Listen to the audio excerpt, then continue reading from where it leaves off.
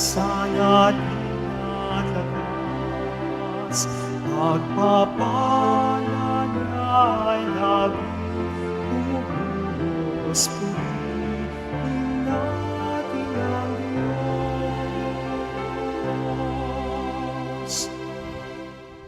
Sa ngalan ng Ama at ng Anak at ng Espiritu Santo, Amen. sumainyo ang Panginoon. At sumayo rin.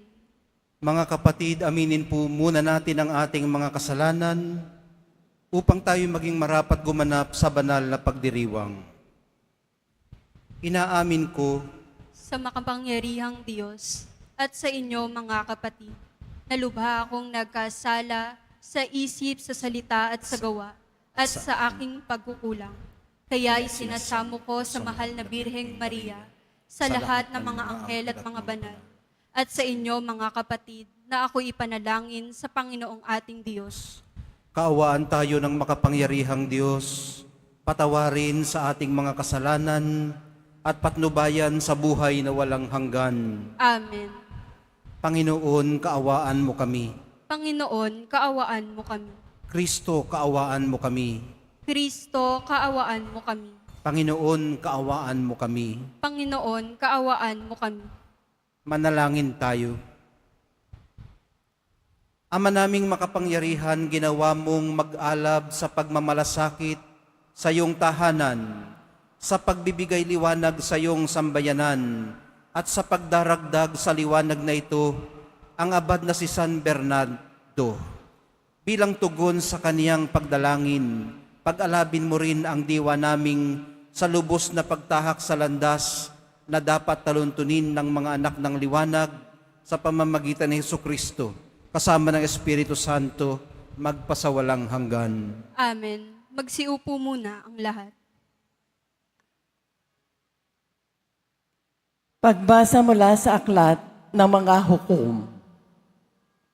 Noong panahong iyon, ang mga taga-Sikem at Bet-Milo ay sama-samang nagpunta sa may sagradong puno ng ensina sa Sikem at itinalagang hari si Abimelech. Nang mabaritaan ito ni Huwatam, tumayo siya sa itaas ng bundok ng Gerizim at humiyaw, "Mga taga-Sikem, makinig kayo sa akin at makikinig sa inyo ang Diyos. Noong unang panahon, nag-uusap-usap ang mga punong kahoy upang pumili ng hari. Sinabi nila sa olibo, 'Ikaw ang maghari sa amin.' Sumagot ang olibo, 'Kakailanganin kong itapon ang akin langis na gamit sa pagpaparangal sa mga Diyos at sa mga tao kung ako ang mamamahala sa inyo.' Sinabi nila sa igos, 'Ikaw na ang maghari sa amin.' Ngunit sumagot ang igos, 'Kakailanganin kong iwan ang masasarap kong bunga kung pamamahalaan ko kayo.' Kaya sinabi nila sa ubas, 'Ikaw na ang maghari sa amin.' Sumagot ang ubas, 'Sa akin nanggagaling ang alak ng pampasaya sa mga Diyos at mga tao. Kakailanganin kong iwan yaon kung ako ang maghahari sa inyo.' Kaya sinabi nila sa dawag, 'Ikaw na nga ang maghari sa amin.' Ang sagot ng dawag, 'Kung talagang ibig ninyo akong maging hari, sumilong kayo sa akin. Kung ayaw ninyong sumilong, magpapalabas ako ng apoy upang sunugin ang mga sedro ng Libano.'" Ang salita ng Diyos. Salamat sa Diyos.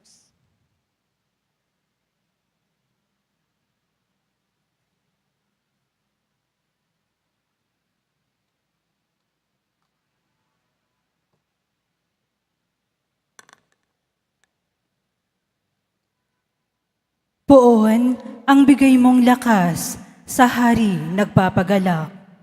Poon ang bigay mong lakas, sa hari nagpapagalak. Nagagalak ang hari o poon, dahilan sa lakas mong bigay.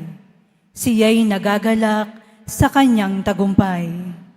Binigyan mo siya ng lahat ng kanyang mga kailangan, at iyong dininig kanyang kahilingan. Poon ang bigay mong lakas, sa hari nagpapagalak. Dinalaw mo siya nang ang iyong taglay ay gintong korona. Iyong pinagpalat, pinutungan siya. Hiling niya'y buhay at iyon ang iyong ipinagkaloob. Buhay na mahaba't walang pagkatapos. Poon ang bigay mong lakas, sa hari nagpapagalak. At naging dakila, pinadakila mo ng iyong tulungan. Naging bantog siya't makapangyarihan. Iyong pinagpala ng pagpapala mong walang katapusan. Nagagalak siya sa iyong patnubay. Poon ang bigay mong lakas, sa hari nagpapagalak. Magsitayo na po ang lahat.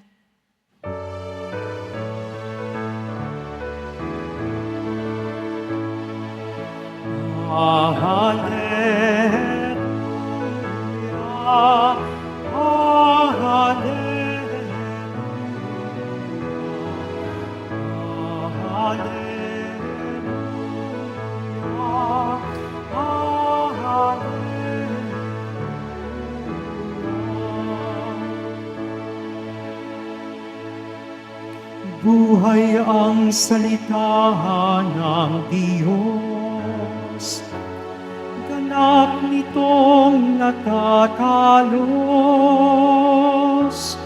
kanang ating inolo. Hallelujah, hallelujah.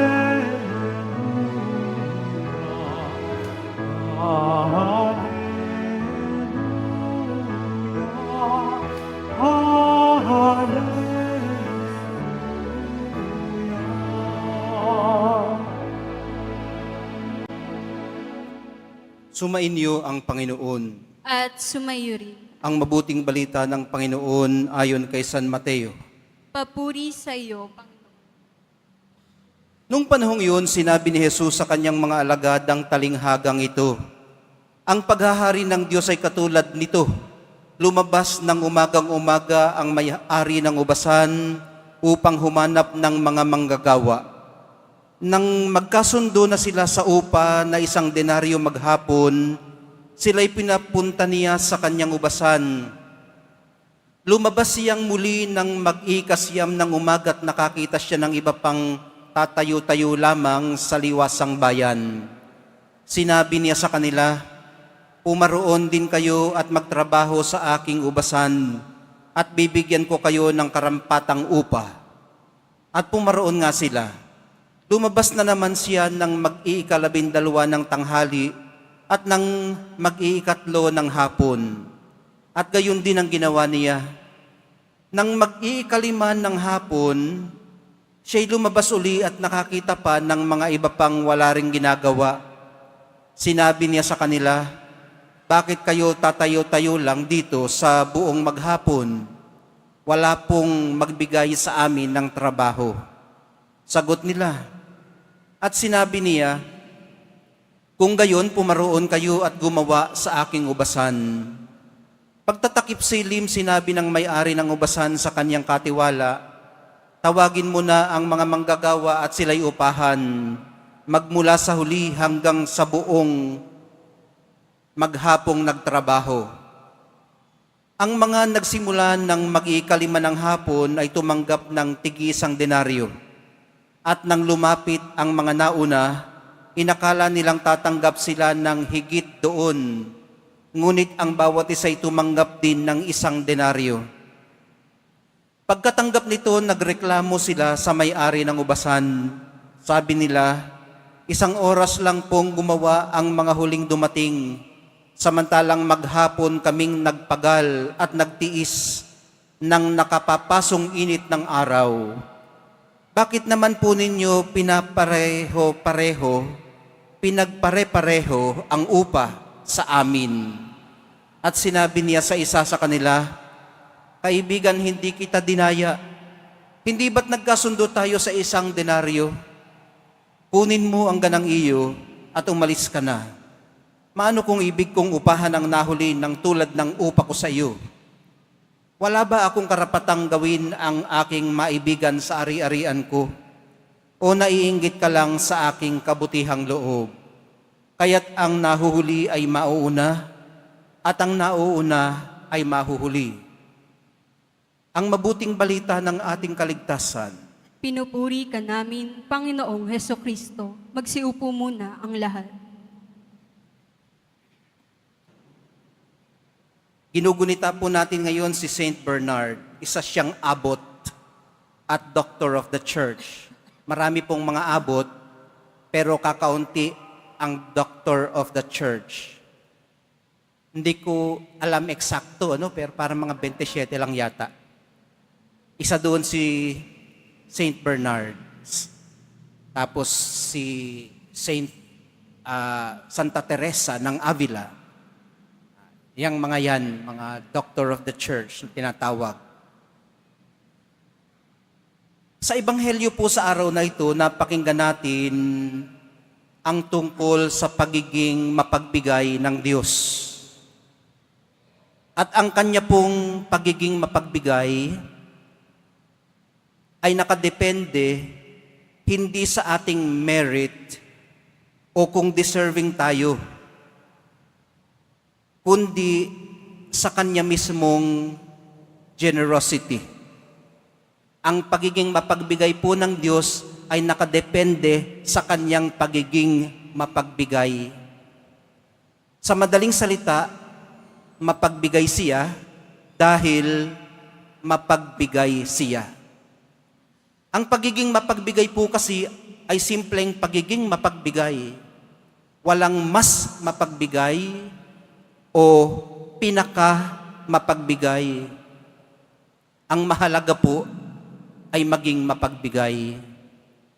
Para sa iyo at sa akin, para sa ating lahat, ang generosity ng Diyos. Wala po siyang sinisino. Wala siyang pinipili. Sabi nga, God does not deal with us according to our merits, giving us only what we deserve. Divine mercy is freely given to those who have no claim on it. Ang ganitong klaseng generosity nawa ang ating matutunan. Maaga ka mang natutong naging mapagbigay o huli na. Ang importante ay natuto ka. Ang kaibahan nga lang po ng nauna sa nahuli, yung mga nauna nang natutong maging mapagbigay, sa mga huli nang natutong maging mapagbigay, matagal na po nilang na-enjoy ang malalim na kagalakang dulot nito. Ang nahuli, ngayon pa lang. So kung natutunan mo na pala ito nung 18 ka, may malalim ka ng kagalakan simula pa noong 18 ka. Samantalang kung ngayon mo lang ito pinagsusumikapang 80 ka na, ay di napakarami po palang sinayang na panahon para maging tunay na maligaya. Bakit magpapatumpik-tumpik pa kung maaari namang magsimula ng maaga?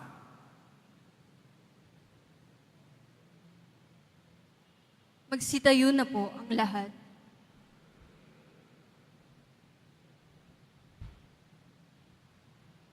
Minamahal kong mga kapatid, ang pamamaraan ng Diyos ay hindi katulad ng sa atin dahil ang kanyang katarungan at kagandahang loob ay higit pa sa ating turing at sukat. Lumapit tayo sa Kanya habang nananalig na pakikinggan niya tayo at hindi bibiguin. Sa bawat paglapit ang atin pong dalangin, Ama, sumaamin nawa ang iyong kagandahang loob. Ama, sumaamin nawa ang iyong kagandahang loob. Ang simbahan, sa pamamagitan ng kanyang mga misyonero at tagapagpahayag, naway maipalaganap ang ebanghelyo ng Panginoon ng may katapangan at pagtitiyaga. Manalangin tayo. Ama, sumaamin nawa ang iyong kagandahang loob. Tayo naway makapaglingkod sa Panginoon at isa't isa nang walang hinihintay na merito at gantimpala. At sa halip, gawin lamang ito ng may kabutihan mula sa ating mga puso. Manalangin tayo. Ama, sumaamin nawa ang iyong kagandahang loob. Ang mga walang trabaho, naway dagling makatagpo ng kanilang hanap buhay. Manalangin tayo. Ama, sumaamin nawa ang iyong kagandahang loob. Ang mga may sakit at mga nagdurusa, naway masiyahan sa kalinga at unawa ng kanilang pamilya at mga kaibigan. Manalangin tayo. Ama, sumaamin nawa ang iyong kagandahang loob. Ang mga nagtiyagang mamuhay ng mabuti sa mundong ito at namayapa, naway makatanggap ng gantimpala sa makalangit na kaharian ng Diyos. Manalangin tayo. Ama, sumaamin nawa ang iyong kagandahang loob. Panginoon naming Diyos, mapagpakumbaba kaming naglilingkod sa iyo sa abot ng aming makakaya, nang walang hinihinging kapalit. Naniniwala kami na sa piling ka na namin at binibigyan mo na kami ng mabubuting bagay dahil sa iyong anak na si Jesus na aming Panginoon. Amen. Amen. Magsiupo muna ang lahat.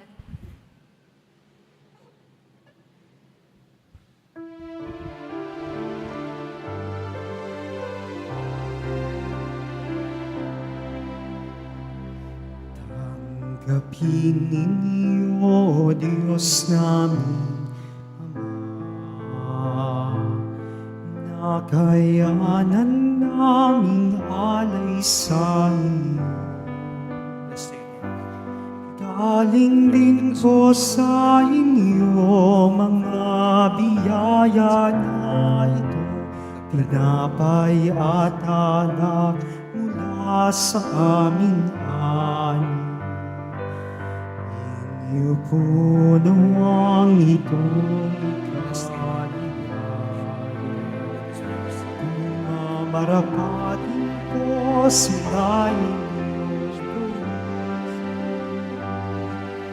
katawan at tugon ng inyong anak, minamahal namin Jesus. Minamahal namin Jesus. Magsitayo na po ang lahat. Halina't manalangin mga kapatid upang itong ating paghahain ay kalugdan ng Diyos Amang makapangyarihan. Tanggapin nawa ng Panginoon itong paghahain sa iyong mga kamay, sa kapurihan niya at karangalan, sa ating kapakinabangan at sa buong sambayanan niyang banal. Ama naming lumikha, inihahain po namin ang pananda ng pagkakaisa't kapayapaan ngayong ginugunita namin ang abad na si San Bernardo. Nasa salita't gawa ay nagsikap pagkasunduin ang simbahan sa pamamagitan ni Hesukristo, kasama ng Espiritu Santo, magpasawalang hanggan. Amen. Sumainyo ang Panginoon. At sumayo rin. Itaas sa Diyos ang inyong puso at diwa. Itinaas na namin sa Panginoon. Pasalamatan natin ang Panginoong ating Diyos. Marapat na siya ay pasalamatan. Ama naming makapangyarihan, tunay ngang marapat na ikaw ay aming pasalamatan. Ang pagpaparangal sa iyong kabutihay lagi mong pinapaalingaw-ngaw sa iyong sambayanan, sa pagkakaroon ng mga kaanib na maaasahan at tapat tulad mo sa pananagutan, upang magbunga ang punyagi ng iyong anak, na sa iyong pag-ibig kami makatulad. Ang mga banal na tao'y tumutulong sa lahat sa pagbibigay halimbawa at pananalangin wagas. Kaya kaisa ng mga anghel na nagsisiawit ng papuri sa iyo, nang walang humpay sa kalangitan, kami nagbubunyi sa iyong kadakilaan. Santo, Santo, Santo, Panginoong Diyos ng mga hukbo, napupuno ang langit at lupa ng kadakilaan mo. O sana sa kaitaasan, pinagpala ang naparirito sa ngalan ng Panginoon. O sana sa kaitaasan, magsiluhod po ang lahat. Ama naming banal, dapat kang purihin ang tanang kinapal sapagkat sa pamamagitan ng iyong anak na aming Panginoong Hesukristo at sa kapangyarihan ng banal na Espiritu, ang lahat ay binibigyan mo ng buhay at kabanalan. Walang sawa mong tinitipon ng iyong sambayanan upang mula sa pagsikat hanggang sa paglubog ng araw, may handog ang malinis na alay para sambahin ang iyong ngalan. Ama, isinasamo naming pakabanalin mo sa kapangyarihan ng banal na Espiritu ang mga kaloob na ito na aming inilalaan sa iyo. Ito nawa ay maging katawan at dugo ng iyong anak at aming Panginoong Hesukristo, na nag-utos ipagdiwang ang misteryong ito. Noong gabing ipagkanulos siya, hinawakan niyang tinapay, pinasalamatan kaniya. Pinaghati-hati niya yun, iniabot sa kanyang mga alagad at sinabi, tanggapin ninyong lahat ito at kanin, ito ang aking katawan na ihahandog para sa inyo.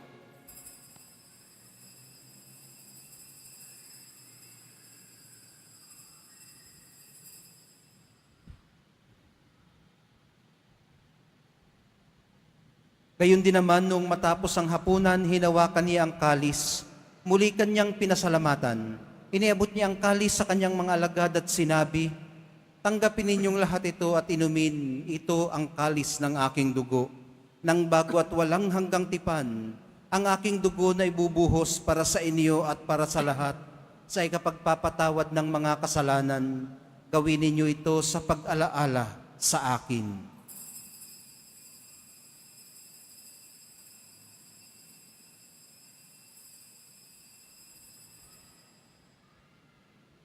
Magsitayo na po ang lahat. Ipagbunyi natin ang misteryo ng pananampalataya. Si Kristo'y namatay, si Kristo'y nabuhay, si Kristo'y babalik sa wakas ng panahon. Ama, ginugunita namin ang pagkamatay ng iyong anak na sa amin nagligtas, gayon din ang kanyang muling pagkabuhay at pag-akyat sa kalangitan.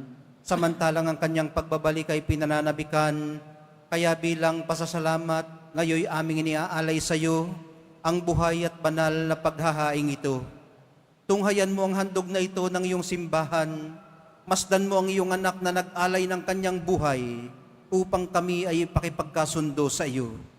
Loobin mong kaming magsasalo-salo sa kanyang katawan at dugo ay mapuspos ng Espiritu Santo at maging isang katawan at isang diwa kay Kristo.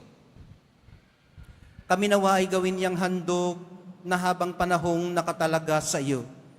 Tulungan nawa niya kaming magkamit ng iyong pamana, kaisa ng ina ng Diyos ang mahal na Birheng Maria, ng kabiyak ng puso niyang si San Jose, kaisa ng mga apostol ni San Juan Bautista, mga martir, at kaisa ng lahat ng mga banal, katulad ni Saint Bernard, na aming inaasahang laging nakikiusap para sa aming kapakanan.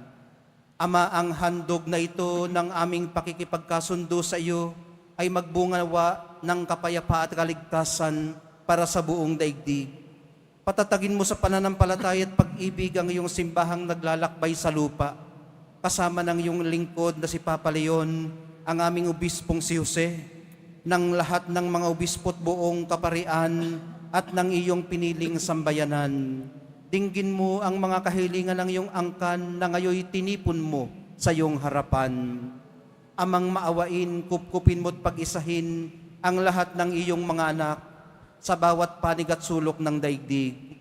Kaawaan mo't patuloyin sa iyong haharian ang mga kapatid naming yumao at ang lahat ng lumisan na sa mundong ito na nagtataglay ng pag-ibig sa iyo.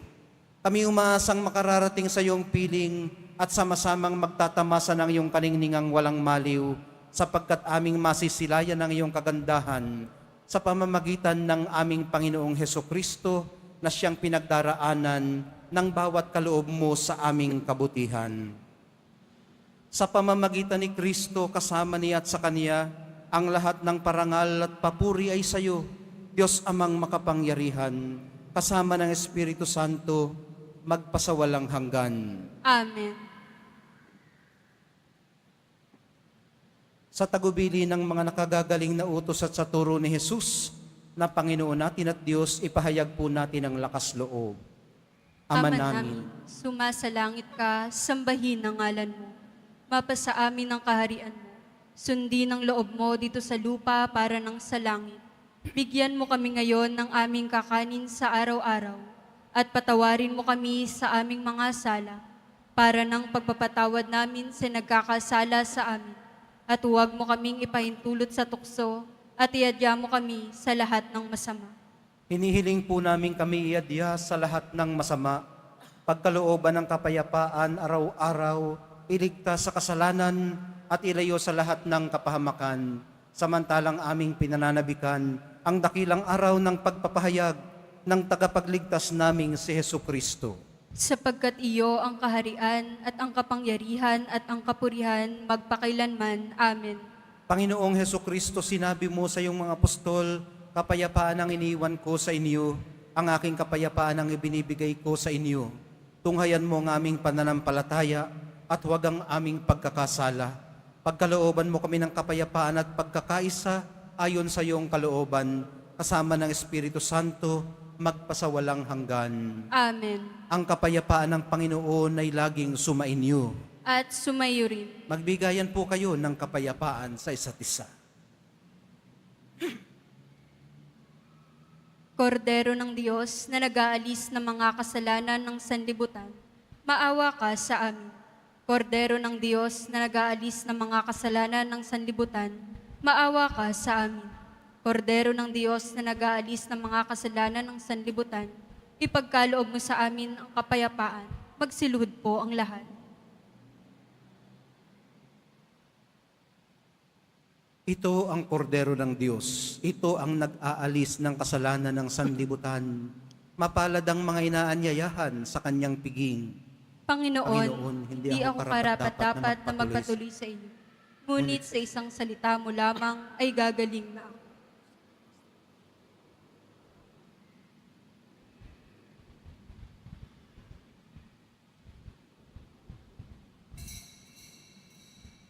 Para sa lahat ng tatanggap ng banal na komunyon, sasagot po tayo ng amen pagkasabi ng pari o ng lay minister ng katawan ni Kristo at isubo agad sa bibig bago umalis sa harapan ng pari o lay minister. Sumunod po tayo.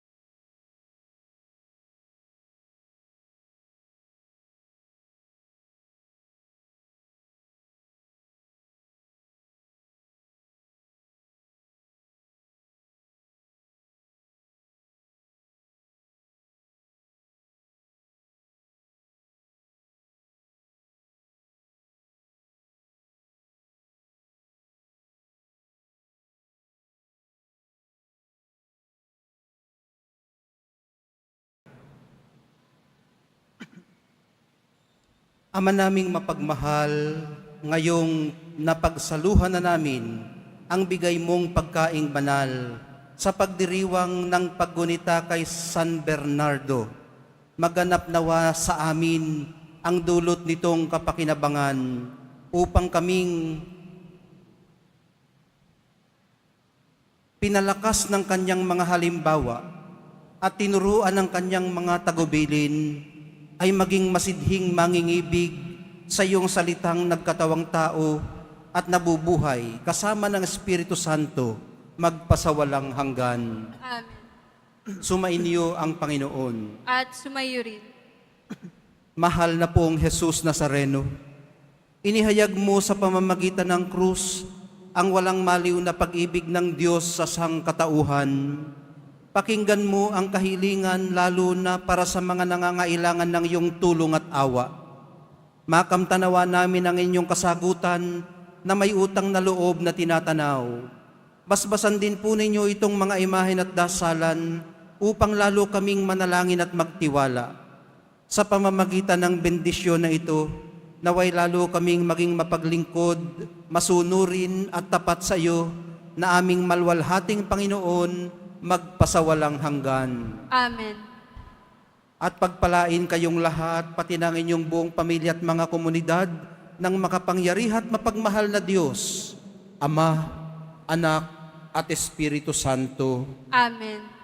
Humayo kayong taglay ang kapayapaan ng mahal na pong Jesus Nazareno. Salamat sa Diyos.